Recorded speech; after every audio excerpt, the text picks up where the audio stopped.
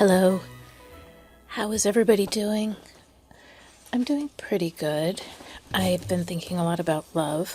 I'm always thinking about love. It's one of my favorite topics. I'm always thinking of it like how to increase the likelihood that people can have love in their life. I'm not talking about sex like Tinder or whatever. I'm talking about real love.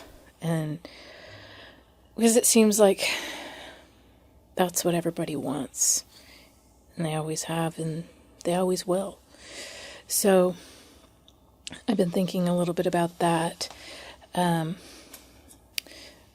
been working more closely with one of my clients this week who increases my reflections on love, because I'm very worried she won't be able to experience it in her life. She certainly doesn't love herself. And she pretty much pushes everybody away inadvertently. And it's pretty sad. Anyway, so when I'm around somebody who is in danger of having what in my mind is a critical, essential component to a good life, love, it makes me sad to think, this might not happen for this person. And actually, it's possible. I mean, some people can have love, like they can have some friends, and that's a great form of love too. So, but I'm talking about being able to really have somebody in your life that you trust, whether or not it's a partner, life partner, or good friends, people that you sort of are devoted to on some level. Anyway, so I wanted to talk a little bit about that, because I think my interest in love is what ultimately made me realize that I was not really a liberal anymore. And I am essentially a liberal in as far as I believe in choice for people. I don't believe we should get in people's way, and they should be able to live as they want to live. I believe that that's critical. But I think that the dysregulation, or deregulation, I should say, of lifestyle choices and the multiplying of lifestyle choices has, I think, possibly imperiled the chances that more people will experience real and lasting and sustaining love in their life. And I know that sounds a little odd, but I started kind of noticing how when people began to be told that they don't need to commit in relationships, and that maybe they didn't say you don't need to commit, but they would say like other priorities became important for people, and they became top concern. Like, for instance, a career became most important for women. And it was always supposed to be important for men to some degree, more than women. But then with women, it was like, you got to get your career down. So, and that became more of a priority than forming a relationship that could be a foundation in your life, a really important foundation. Sort of like, to me, I see committed, sustaining relationships kind of like shelters from the storm of life. And if you don't have a relationship, then you need to constantly be searching for some kind of emotional shelter. So it's like you're renting instead of buying. You're renting relationships. And, you don't have when you buy something, not always, but there's a chance that, your investment will pay off, and the thing that you've invested in, your home, will accrue some value over time. And there are circumstances where that doesn't happen. But in general, a long-term relationship is, I think, a very good pretty much lower risk investment of one's energy than going from relationship to relationship to relationship, or not even having relationships, but just having interactions or transactions with other people. And I think those kinds of experiences for certain types of people can be detrimental to one's mental health. And that's what makes me think about my client, because she only has those kind of relationships, and it's very difficult to see how detrimental it is to her health. But anyway, so I think about 5 years ago, I don't know. But when I was working with teenagers exclusively, and I was seeing, of course, it was all the mentally ill teenagers, or the ones whose parents brought them in. So they were somewhat taken care of children, but they also were having some mental instability. So these were a certain kind of kid. I would say they were pretty well off. They had resources. So they should have been doing okay. But they were the more fragile, confused type teenager. And so what I found was happening, that the tasks that teenagers need to accomplish, the psychological tasks, they were disrupted by the mental fragility that these kids possessed, and it manifests itself in different psychological diagnoses. But I had a difficult time kind of weeding out all the variables that could increase their that could add insult to injury, let's put it that way. So as these kids were coming in with signs of emotional and mental fragility, the culture at the same time was not providing them with much security and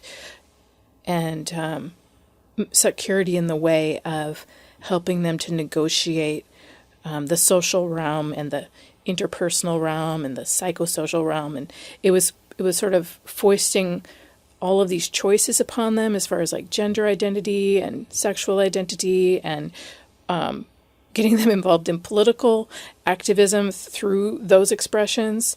And so while they should have been able to focus on themselves and their own concerns, their concerns and their fragility was getting sort of like recruited and infused into that narrative that was outside of their control. And then they tried to find themselves within that narrative. And so these kids were mentally ill, and they were doing the craziest things. Like they were getting into BDSM, really strange situations where they would have kind of like group cuddle, and sometimes their friends, they could have sex with their friends. They wouldn't know if their friend was a boy or a girl from one day to the next. I mean, like I said, these were all, I think, kids who were sort of confused anyway. And so then they kind of got mixed in to what was going on in the society. And it just became just like, I really didn't know how to help them.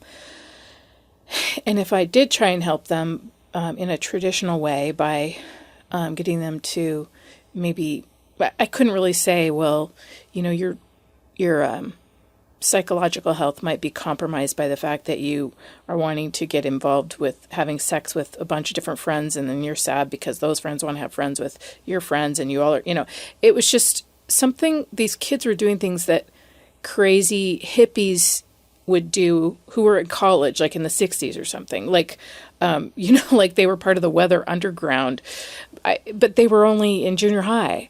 And I don't know, I thought it was really weird. And I had no support from my colleagues or anybody really questioning this.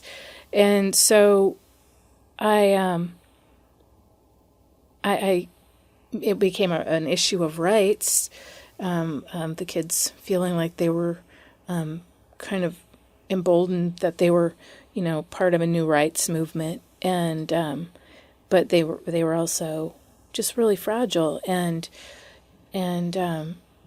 not knowing how to grow up and not knowing what to expect of love or how to love. They couldn't, I mean, normally you think of getting to know like one person and spending some time getting to know that person, and you pace yourself, and you get excited that you maybe are going to be able to hold hands at some point or kiss, or I mean, who knows.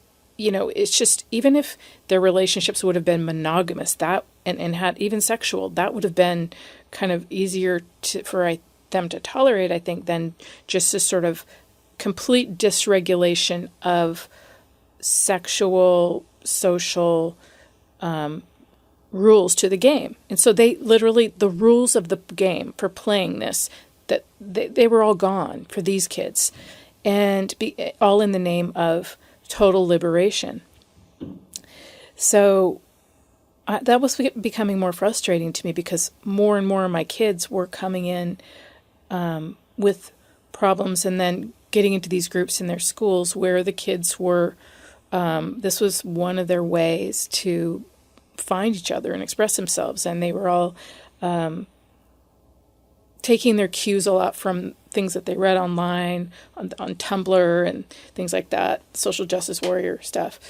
So that bothered me, and I thought, well, how in the world are they ever going to feel, their mental illness probably isn't going to subside, because they're going to continue to be getting more and more confused. One way that we secure ourselves in life and deal with separating from our parents, which you do when you're a teenager. That's like the second separation. You have your first, like when you're a toddler, and you separate like when you're like 3 or 4, and then it happens again. And that's why they say it's like the terrible 2s and 3s, and because the kid is separating. And then it happens again when the person goes into adolescence, and then they, you always hear about, these teenagers, they're so horrible. It's usually early adolescence. By high school, that starts to mellow out for most kids. But anyway, so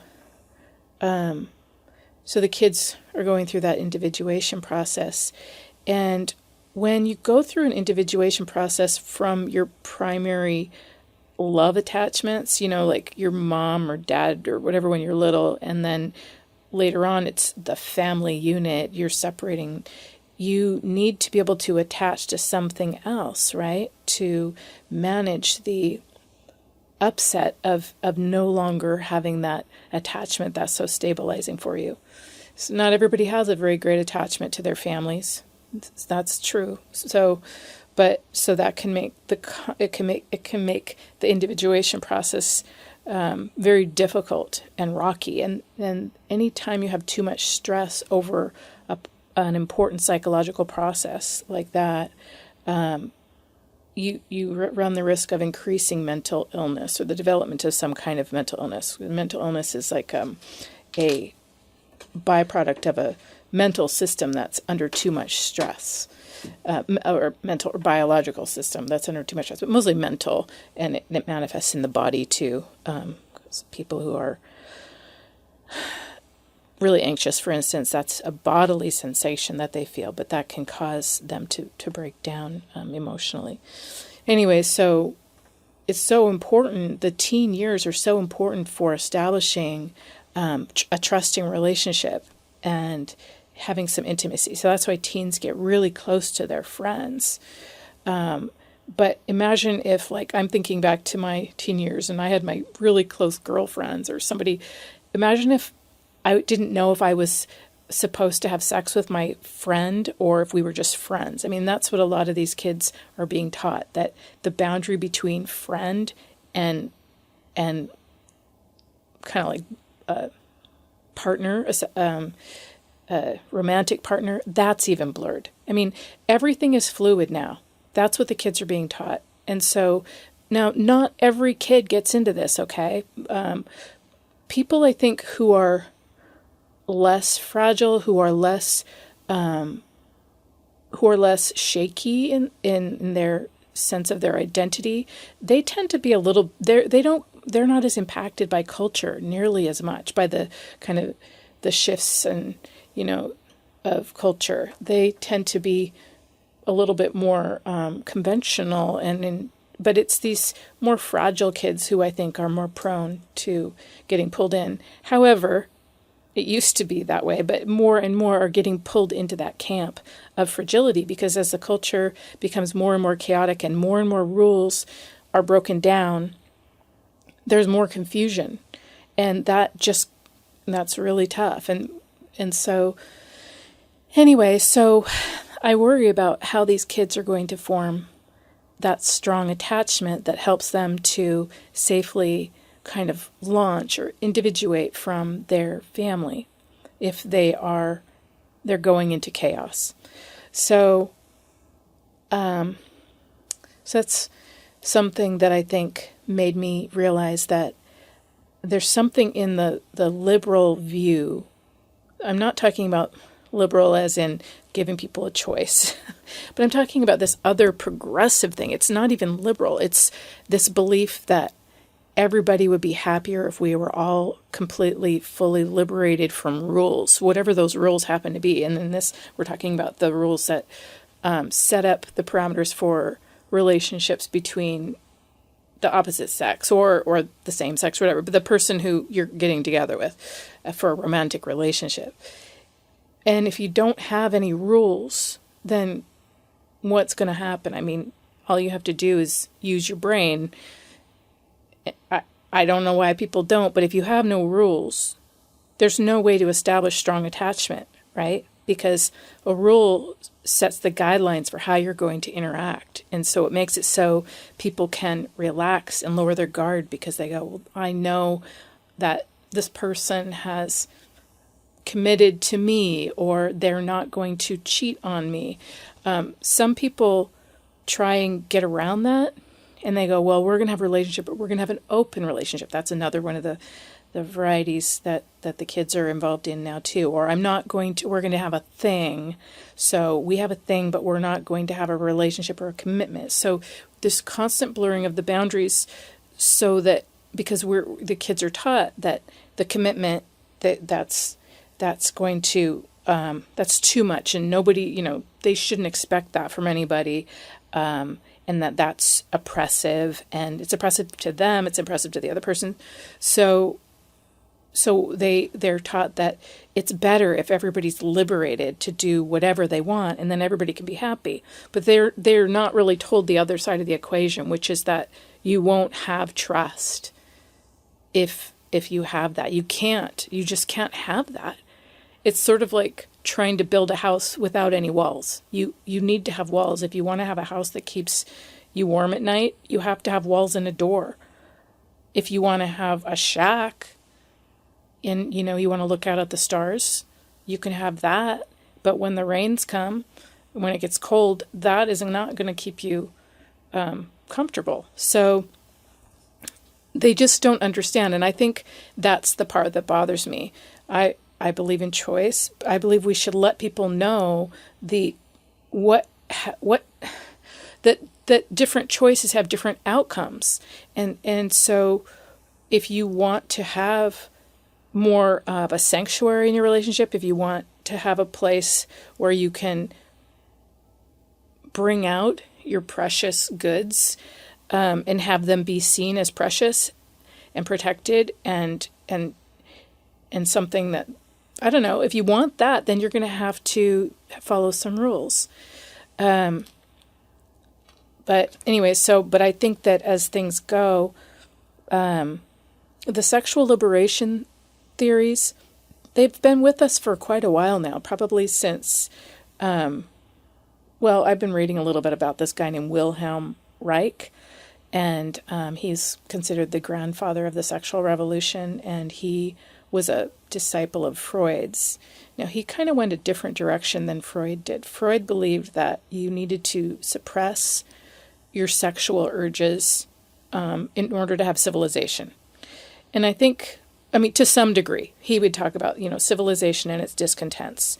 He did think that neuroses and all these different conditions that people had, because he was practicing in a time that was pretty rigid in Victorian England, and he was not from England. He's I think he was from Austria. I'm not sure where, but he felt like an outsider as a Jewish man there in Victorian England.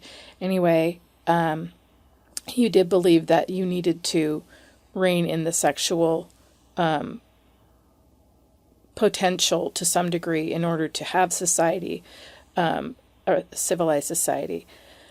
But Wilhelm Reich believed the opposite. As a matter of fact, he believed that people were sick and mentally ill and unhappy because they were not fully sexually liberated.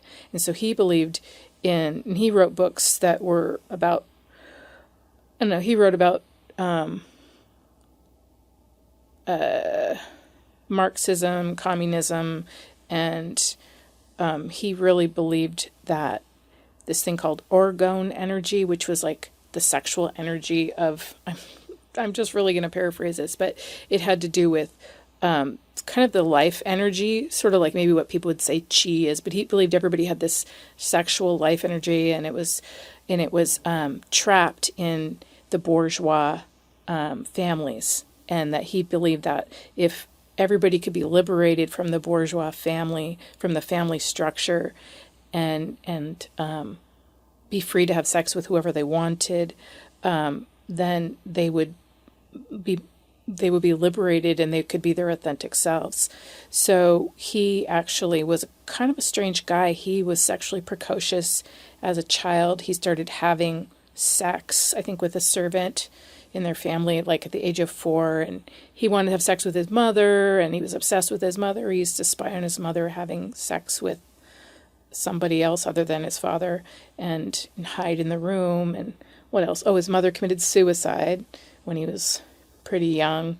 And anyway, so he continued to have a lot of sex all through his teens, and he started having a lot of sex when he was 11, I think, with somebody else. I don't remember all of this. It was just, I read a lot this week. But the point is that he had I know. He used to masturbate the animals on the family estate, like with a horse whip or something. He'd masturbate the large animals. So he was really kind of a fetishistic, kind of strange sexual guy. And so he came up with this theory.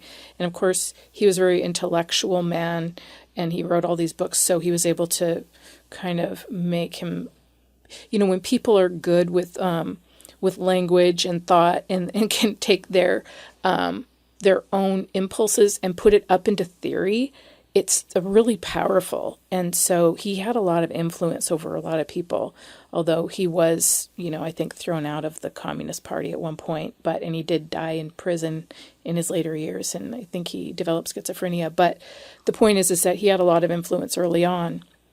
Matter of fact, he had this machine called the orgone machine. It's an orgone box, and he believed that he created these boxes, and there were all sorts of tubes in them and all things, and people would go in there, and it was kind of parodied in the Woody Allen movie Sleeper, the orgasmatron machine. Anyway, so he believed that it was just a way for people to be stimulated and kind of be released sexually and into their higher self, and he thought that would make the world a better place. His theories about how sexuality should be used in culture to liberate people went along very nicely with communism, and because they helped to break the family down. So, more and more, I'm kind of been wondering why our government has been so obsessed with taking these people who are basically, they have been living kind of more on the edge, that they would say they were marginalized and oppressed, the sexual minorities, the people out at the edge, taking them in and kind of lifting them up as models, more so than just going, well, this is people who, they have a valid sexuality. It's not the norm, for most people, but it is a completely valid sexuality. That's kind of how it used to be, and that seemed like people were fine with that. But what I think got turned was that people said, well, we're oppressed because we're a sexual minority. We want to be on the same scale as, we want to be just considered normal. And I think that's been problematic, because that's the equalizing of all the choices, that every choice is the same. And so what back to what I was saying about, everybody's got choices and the kids have so many choices. It's very difficult for them when they're told that every style of relationship is the same and of equal value. It's not about even value, as far as it's equal as far as like how it plays out and what is, I'm just going to say sort of more normal, more natural. I'm even just going to say natural. It's something that doesn't require learning, like learning to overcome your impulses. For some people, it's totally natural to be gay or transgender even. But for a lot of people, that's not where they naturally would go. But I think it's unfortunate that for some people who are outliers, it just can feel bad if you're an outlier in any way. I feel like an outlier in some ways. But you can't force other people to become outliers so you're not an outlier. Does that make any sense? But that's kind of what has happened, is we've sort of, I think that's where people started to rise up against political correctness, is when it became more than just, I accept you for being gay or transgender or whatever you are, but now we have to feel bad about being quote unquote normies. We're discriminating just because we're part of the norm.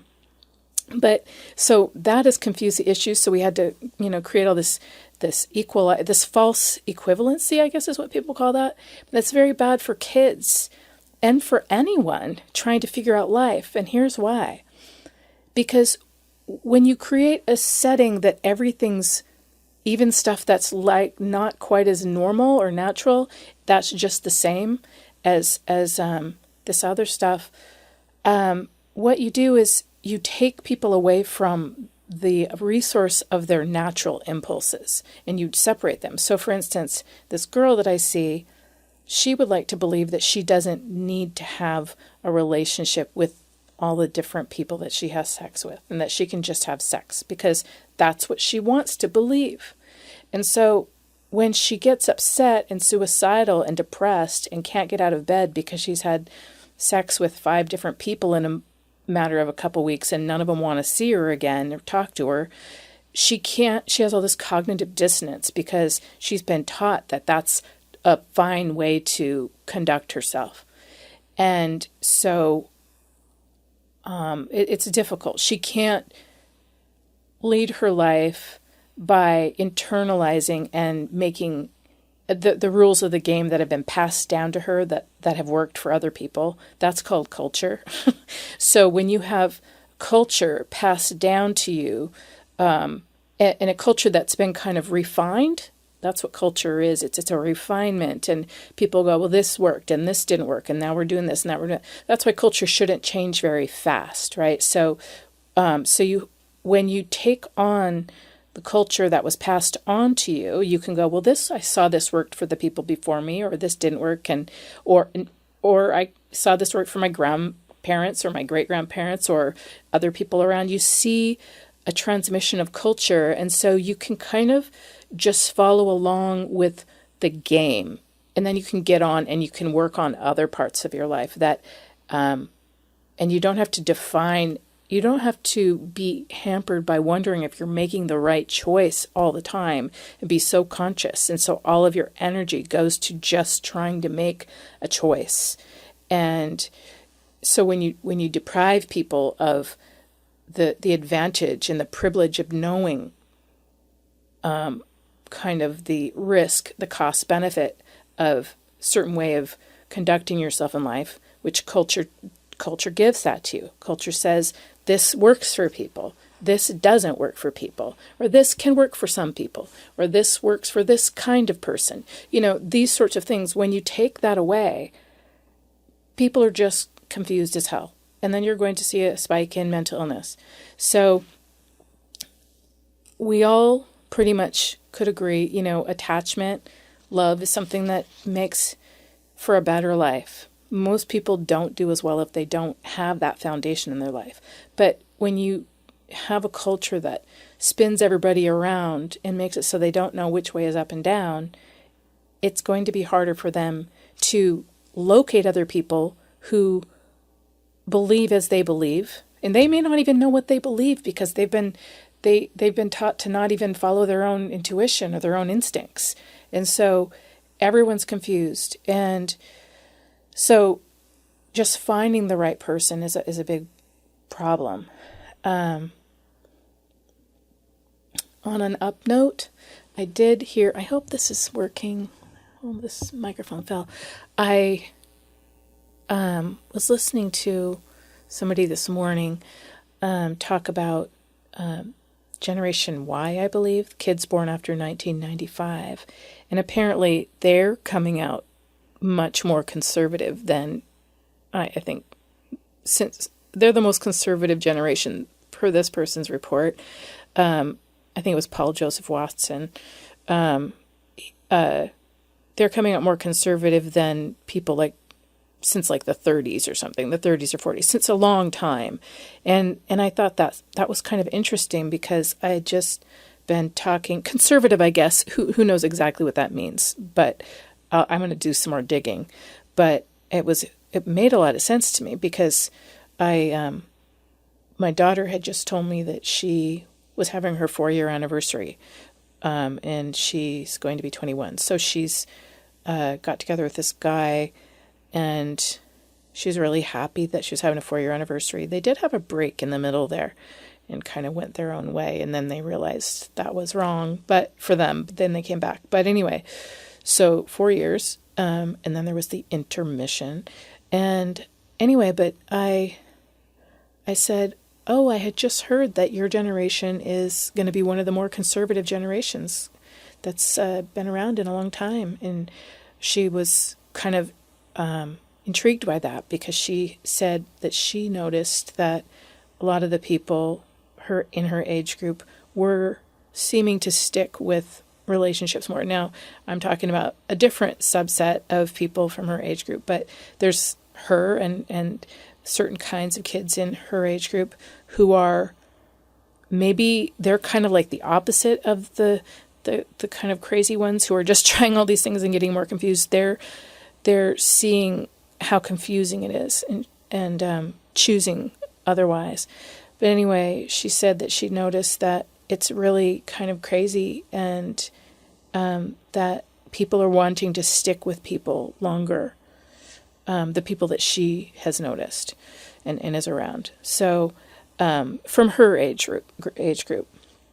But what's funny is, I was going to say, I think that maybe there will be, people who will figure it out and they'll be able to toss aside the craziness. And I think now that the craziness is so obvious and the game is broken down and it's pretty absurd, interpersonal relationships have become absurd in the true definition of the word. Like, you're really not, things don't really add up. They don't, it's just what they are. So you're living in the moment, right? Anyway, now that it's gotten so bad, it's become so obvious. It's not that it doesn't work, that it can't work. And the basic primal need for a sense of security will begin to manifest, and you'll have to make more of a choice. So I guess as our world starts to break down more and people become more aware of it and become more aware that they need a support system and they don't have time to, or that fucking around might have consequences, literally fucking around a lot, that there will be consequences. I think that maybe there will be a turnabout. Anyway, so that's something I've been thinking. I don't think that monogamy is the be-all, end-all for all people. I don't think that. But I do think that people need deep commitment and love in their life. You know, they need to think something's important, and they need to believe other people are important and that they're important. And I guess people will come to feel that as the world degenerates, if that happens. It seems like it might be happening. Let's see. Oh, for those of you who've been following me, I just want you to know I did tell my husband, this is on a side, this has to do with trust, I guess. You know, when I've been married forever, right? So, and I really value trust and honesty in my relationship above all else, with all people, actually. And I found that, like, honestly, it's so hard for me if I mean, I feel like lying is a contaminant. And so I'd said that last week that I went and I met those patriots. I was so happy about it. But I didn't want to tell my husband because I just thought it's just going to upset the apple cart, you know?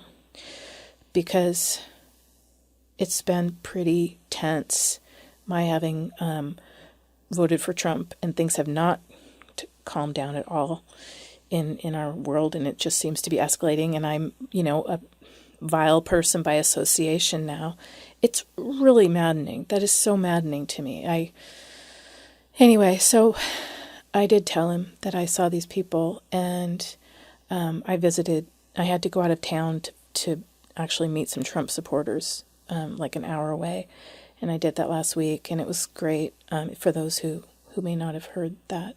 Anyway, and I felt like I just needed to do it because I'm trying to figure out how to come out of the closet, and if I can, and I think that, it's crazy to feel like you have to come out of the closet for who you voted for, but that's where we're at. Anyway, so it's forcing me to lie, and I hate that because I feel like that's corrupting my attachments to the people I know and love. And just like I'm saying how attachment is so important and intimacy is so important, and that's what I've had in my life, and that's what I've prioritized and created. And now suddenly I need to step it up, but my relationships that I've invested in are now threatened by kind of like being forced to draw a line in the sand that was never there before, and really, I mean, I had my views, but now everything needs to be stated, and everybody's taking sides. But anyway, so I did tell my husband, and there was some discord from that, but it seems to have blown over, I think. And, in the end, you just have to hope that people can tolerate what you're doing. Also, if you do lie, or if you're forced to lie, when people do end up finding out your truth, it can really be bad for the relationship too, So it can be like, well, how long have you kept this from me? So I think it's just such a complicated thing, lying really is. And I resent being forced to lie. I really do. I resent having to hide myself. So this morning, actually, got an email from a follower here, a fan. They said they were my fan. So thank you for being my fan. I was just really happy to get this email anyway. And this person had told me that they came out. I love how we're all saying coming out as a Trump supporter, and at their college.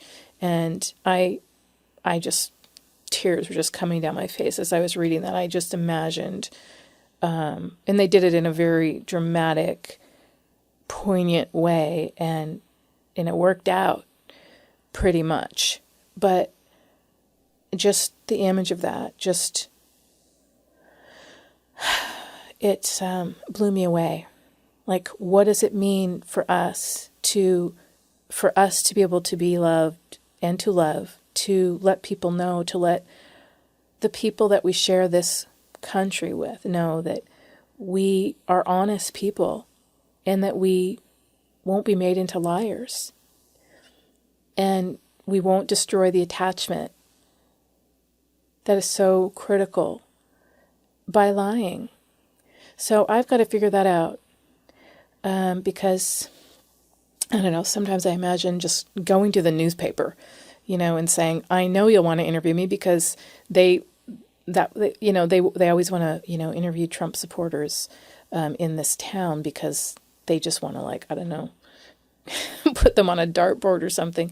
But what I would really like to do, and I think what this person who wrote me did, was show people that this is what somebody who made this choice looks like. And it doesn't mean that you agree with everything Donald Trump does. You're not a protege of Donald Trump. I mean, my God, it's like this is the first time in my life that every single thing, the president that I happen to vote for, I have to defend or worry about. They're going to do something that's going to make me look bad because I'm a Trump supporter. It's just ridiculous. I've never in my life ever identified myself with a politician like that or been associated in such a negative way.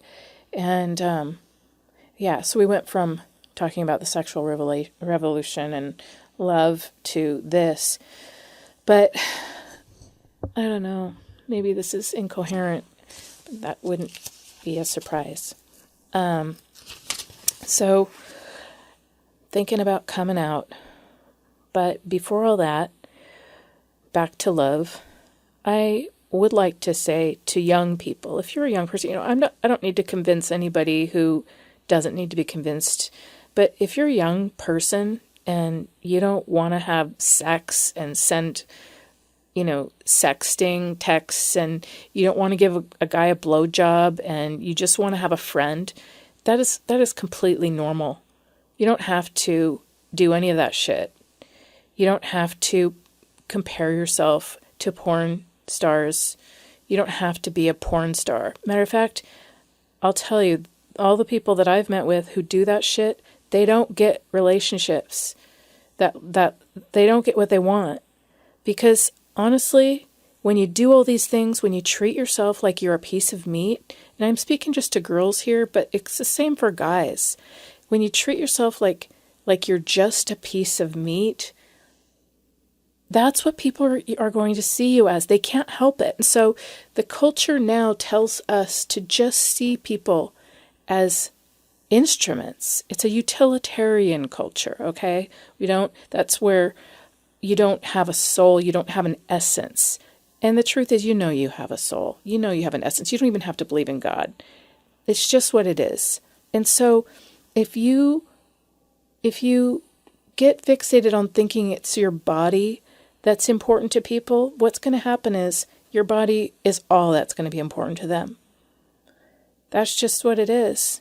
Sometimes, once in a while, people cross over if they happen to have some special, chemistry need. But if you basically are just in that age where, people just want to, they just want to have sex, if you just go right to that, they're never going to get to know you. And if people can't get to know you, then they're not worth having sex with. You don't have to have sex with your friend. It's never going to work out. You want to have boundaries. You're a friend, or you're somebody I have sex with. Or I don't even want to have sex, and I'm not bad. It's like, this is another thing that totally pisses me off. When people say they don't want to have sex, or they're not interested in sex, they have to say, I'm asexual, or all these, no, you're not. You just may not be ready to have sex. You're not asexual. You don't have to have a label for not wanting to have sex when you're 14 or 13 or 15 or 17 or whatever. You don't have to do that. A lot of times people who are more emotional, sensitive, certain kinds of people, they're not ready to have sex when they're teenagers. Not everybody is ready to have sex and, give blowjobs and cunnilingus and all the different things. when they're a teenager. That is a new thing that's being thrust on your generation. So you don't have to do that. And one thing I've noticed is they'll have these articles about this new chastity movement. This has been going around for a while, I think. But what they make it look like is that the people, some of these churches will, or they're trying to kind of systematically come up against the culture that's a very sexualized culture. And so they'll say, well, we're going to have a little movement so that we can formalize people, helping people to stay out of that and to remain abstinent. And so we've heard all over the place, oh, abstinence doesn't work. Abstinence doesn't work. You know what? Abstinence totally can work. It's not a big deal, because if you don't start to have sex, you don't want to have sex that much. It's just, you don't have to have sex when you're in high school. But if you want to have sex, do it. That's fine. But if you don't want to, that's fine too. That's what I don't hear. So listen to that. I don't like it when a lot of times people feel, because of this false equivalency that everything is the same, they're not allowed to see the benefit of waiting to have sex, because what they tell the kids is that, oh, it's totally fine, just have sex as much as you want. And the truth is, it's not about heaven or hell, in my opinion. Heaven and hell is a state of mind, okay? We create heaven. Heaven is only created through being engaged with the soul, really. And the soul is the part of you that is special and that makes you you. I'm just calling it the soul because I like that word, but I don't mean it in a religious way per se. But I mean, it's the part of you, it's the mysterious part of you that will make it so somebody can't replace you. And if you don't let that part of yourself grow, if you don't come to know it, and there's no way anybody else will either. And that's what makes people want to stay with you when you have that. That's what makes people say, I like that person. I don't know what it is about her or him, but I just really like them. And they can't just go on Tinder and find somebody else, because those on Tinder don't have that quality yet, right? They don't know that person. So, but when you go from person to person to person to person, your chances of getting to know that part of yourself are lessened. And that's why they just are, because that's just how it works. So know that all of the sexual liberation, it has an effect on your soul. And it does. So, and maybe the soul is something that people who are privileged and narcissistic have. I don't know. But I think it's also the thing that makes societies great. When people go, you know what? That's an ideal. That's something I value. I'm not interchangeable with another person. We are all special snowflakes in a sense. We are, even though everybody makes fun of special snowflakes. The ironic thing about all the special snowflakes now is that they don't feel at all like special snowflakes. They feel like crap. And so they go around and they're complaining and crying, and they want everybody to understand them, and they want this. But the thing is, they won't give that to themselves. It's like they want other people to see something that they've destroyed. It's like they've destroyed their souls. But they didn't do it on purpose. They just did it because the society told them this is what you have to do. You have to treat yourself like you're nothing special. And I hate to say it, but sex is one way that we express that. And so it's not virginity. I think it's something. It's like when people have sex, it changes them. Okay, that is the most intimate thing you can do with any person ever. I mean, you are literally so vulnerable when you have sex, and all of the normalization and the pornographication of the sexual thing, it's all a lie. And the thing is, you can become that way, where you think, oh, I am just a mechanism. I am just an object. And that only happens when you deny your essence as a human being, which is connected to your vagina. It is. I mean, the vagina is the most mysterious place in the freaking world. And it's a great thing. As a matter of fact, everything I've talked about today can be summed up can be explained in the metaphor of the vagina. So I'm not just a vagina, but the uterus. The uterus is a secured place. It is a sanctuary. You know what? It can be corrupted. Like, people put things into the uterus to keep life from forming in there. And in a way, when you treat yourself like you're an interchangeable object and you can just do whatever you want and people can do whatever they want to you, it's like you're corrupting your womb in a way, your psychic womb. And because I believe that we have, psychic womb, and I think that there's like a psychic penis too. Like, the part of us that, we merge with people psychologically, and it's manifest in our biology. I guess I really do believe in biology. So,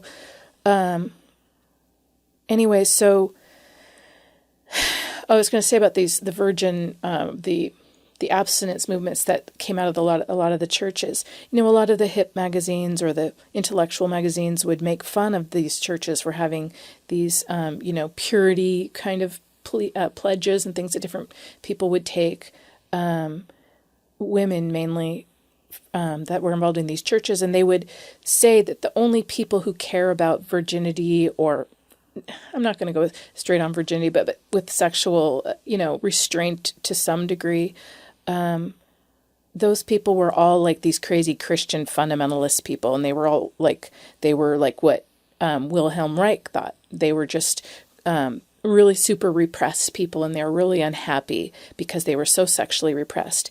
But you know what? I've met a lot of those people.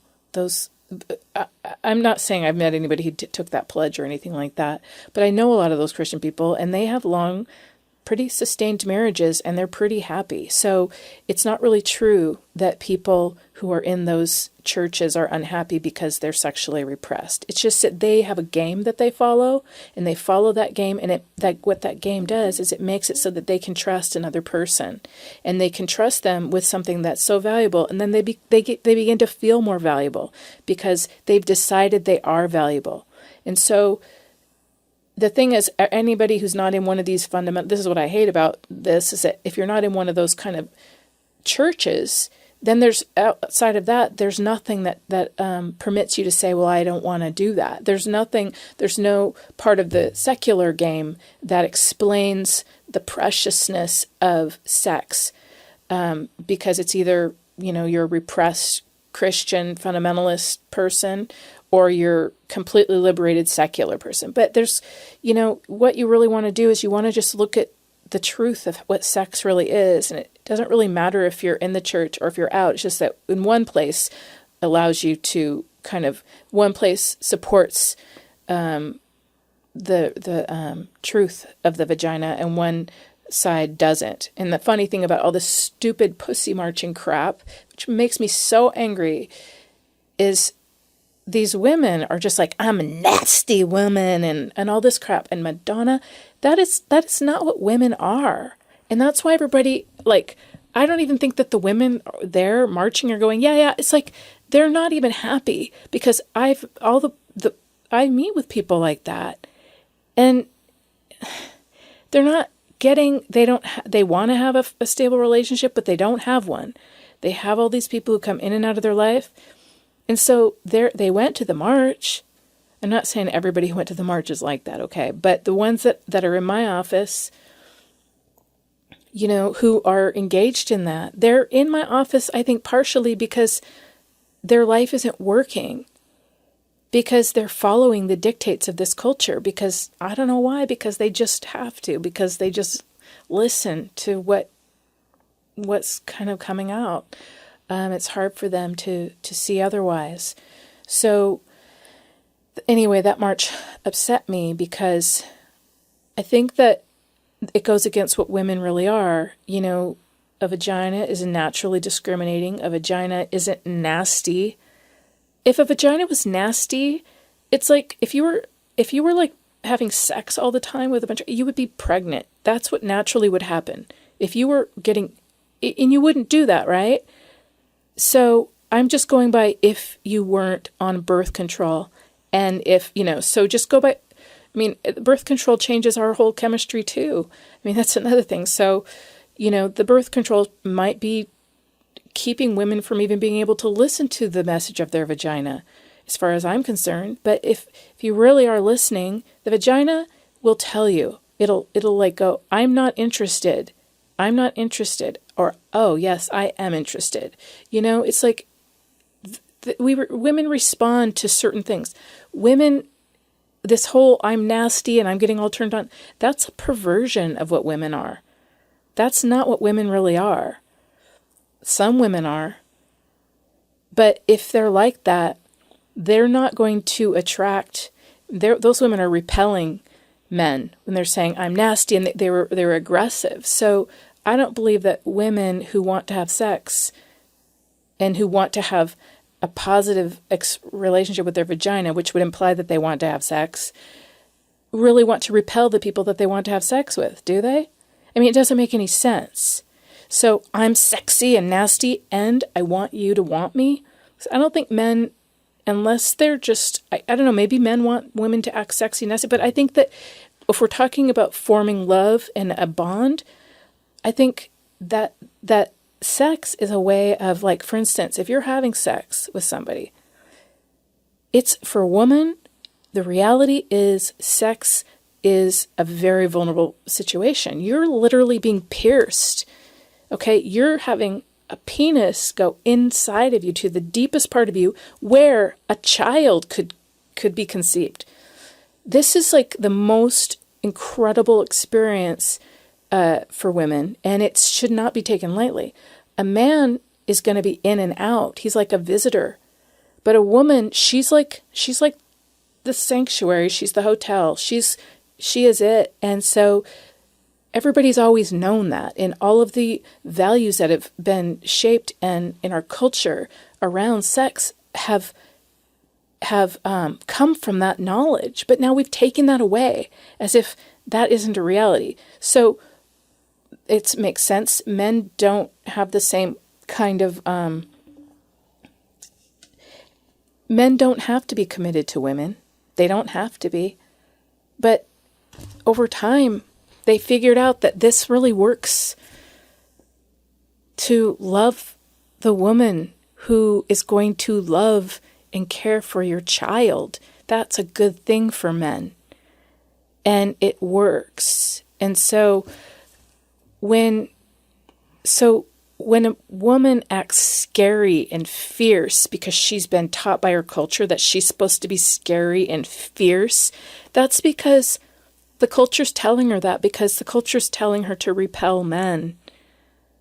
The culture's telling, maybe the culture isn't telling her to repel men, but maybe she's angry because she's not supposed to want men, because she's supposed to do everything on her own and be brave in order to prove that she's a liberated woman. It's crazy. So I had that against the Pussy March. I feel like women are by nature protective. That's because when you have a baby, your body is actually built to protect life. It's not built you do have to be fierce sometimes to ward off predators. But as far as I guess maybe women are feeling like men have become predators. And men are feeling women are predators. There's a lot of that going on. There's a massive breakdown between the sexes now. So I kind of understand the Pussy March on that side too. There's just like when everybody's taught that you're supposed to go it alone and that you don't need the other, half of you, and that your body was made for, then you're going to feel like, there's something not quite there yet. I don't think that every person has to have that relationship with the opposite sex. Some people have it more of in a psychological way. They find their pair, like maybe for like a lot of gay people or even people who are heterosexual, who doesn't really matter. So the point is that I think the vast majority of people are heterosexual, but it doesn't happen that way for everybody. So I'm not saying that gay people don't exist, but it's less common. So it's, people are meant to help each other and work together, so that we can pass along who we are. And we figured out that we're more than just animals because we have consciousness. And that's really hard for us but it's also really great. And that's why we have rules and games, because the rules and the games, which are culture, that we establish that so that we can tolerate being conscious, because it's freaking hard to be an animal and to want things and to have to do things and to also be conscious. So some people, we all have degrees of consciousness, but we have to figure out a way to get our needs met and to also know that we can hurt people and know that we can love. So anyway, I'm talking to the younger generation right now because one of my one fan who wrote me told me that I should think about the younger generation and to not think about this podcast in terms of right now, but to think about the future, about who's going to talk to the kids in the future. And I'm speaking to you from the past, I guess, if somebody someday hears this, that it matters what you do with your body. And this isn't about being a good girl or bad. It's just, it matters. How we use our body with other people has a profound impact. And everybody in every culture all through the world has known that. And the people who wanted us to say that the body was just there for sexual gratification, they were atheists and communists. And they wanted to destabilize relationships so that the government could control you.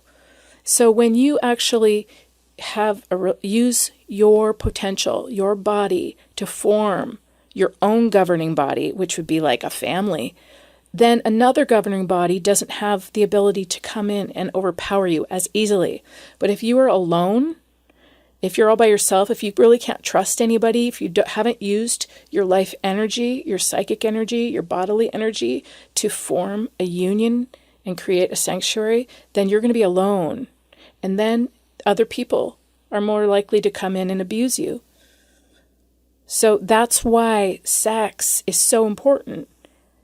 And it's sad. You watch shows, every show makes it seem like it doesn't matter what you do and everybody has sex and it doesn't matter. You meet somebody the next minute in the show, the person's having sex. I'm not saying that if you've done that, then it's the end of the world, but it's not what they make it seem to be. It's just not what they make it seem to be. So think twice. Let somebody get to know you as a person so that they can get, like I told my daughter, I said, if you let somebody get to know you, then they might get like a mental erection for you at some point, and you want somebody to get mentally stimulated by you before you just go whole hog into the sexual stimulation. Because if somebody is mentally stimulated by you, that means that your minds are going to come together and your minds can conceive can conceive a we, and then you will have this mental conception of yourself merging with another person. And that's something precious that everybody wants. It's like what you had when you were a baby, and you get to have it again.